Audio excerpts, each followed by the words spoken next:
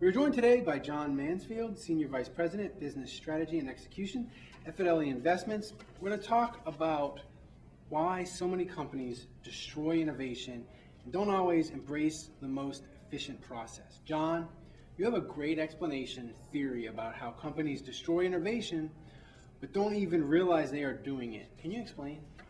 Sure. First, I guess there's two things that come to mind. First of all, there's an infrastructure piece and then there's a culture piece. By its very nature, let's look at companies that start up from scratch. Companies start up small, and as they grow, they usually start up with a bunch of innovation and great ideas, which is why they're in the market to begin with, right? And as they grow, they have more and more innovative ideas, which is all great. Eventually, however, what happens is with all these different ideas and fragmented organizations, it becomes very cost prohibitive to grow any further. So the question is how do you kind of corral all this innovation without damaging the innovative part of it? And so the approach that companies will take is they start to standardize, they start to implement ERP systems, CRM systems, all these things that create constraints around innovation. And unbeknownst to them, what they do is they'll actually clip innovation. And there's companies out there that you can use as examples that demonstrate this. So that's the infrastructure piece. The very nature of growing and scaling by itself will clip innovation. The second thing is, as companies grow, you get into more of an organizational structure, you get into more of a hierarchical organization, and great ideas that maybe at the associate level never get to the senior management team. Or if you look at Clayton Christensen's perspective, these great ideas, because there's no market share or market opportunity out there, the companies decide not to go down that path. And again, there are plenty of companies that have gone down that path where someone has a great idea, that company decides not to execute on it, another company does decide to execute on it, and they succeed. Yeah. Can you explain a little bit how physical systems contribute to destroying innovations? So a perfect example there is software application, an app on your smartphone. How many times do you actually use your smartphone and say, gee, I wonder if I can do this, and you try it, it doesn't work? You've been immediately constrained by the system and the application that you're working on. And so then you become conditioned, well, I can't do that, so I'll do this.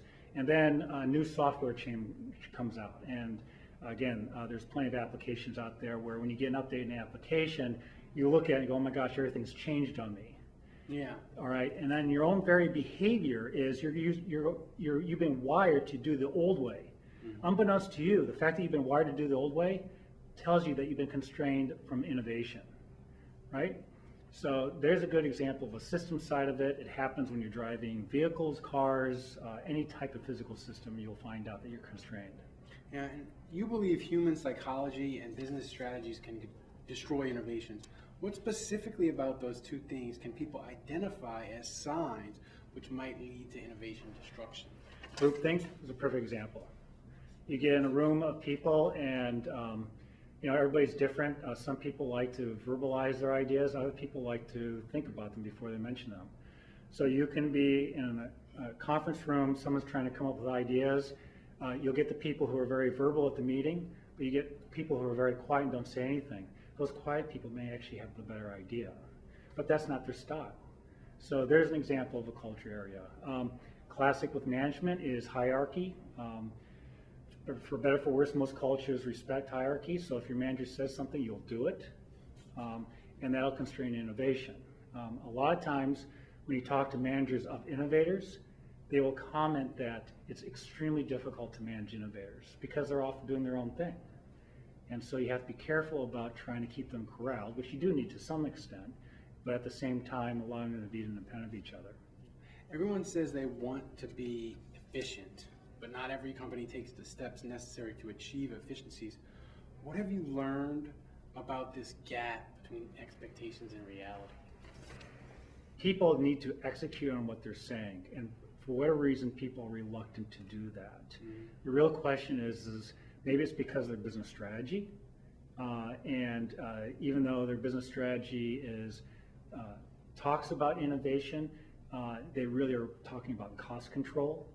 So there could be some conflicts in that arena. It could be skills and competencies that they don't know how to do it, or they do know how to do it, but are struggling with changing the behaviors of themselves or their organization. It takes a strong leader to do this. And what is a fundamental process that can be done to foster innovation? Well, we talked a little bit about this in one of the slides. It's all about, in essence, creating feedback. And it's not just creating feedback, it's actually taking the feedback, embracing it, and using it to help change the behaviors that you're interested in changing. There's tons of companies out there who create reports and look at the reports, but very few companies will actually look at the information they have, think about what the information is saying, and then actually change the behaviors required to go in a better direction, or at least in the strategic direction of their company. Yeah. And you talk about a lot about how it's important to balance creating innovation and destroying innovation. Can you discuss why it's important to balance both? So again, if you get into standardizing all your processes, you literally will eliminate innovation. A classic transactional process is not there for people to think.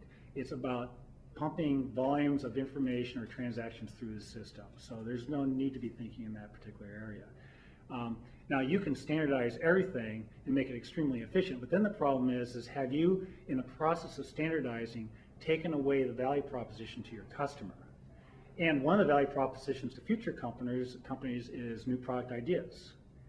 And so if you got everybody doing transactional processes and not enough people looking at the new innovation pieces, you'll clip innovation by itself, just in that very nature of it. So it's important to balance what to centralize. This gets into kind of Michael Hammer's approach to things. Look at the end-to-end process, figuring out what's important to centralize from a global perspective, but then making sure you allow enough independence, especially when you get closer to the customer and the customer segment you're dealing with, to allow innovation to occur at that particular segment. John Mansfield, Senior Vice President of Business Strategy and Execution at Fidelity Investments. Thanks for joining us. Thank you.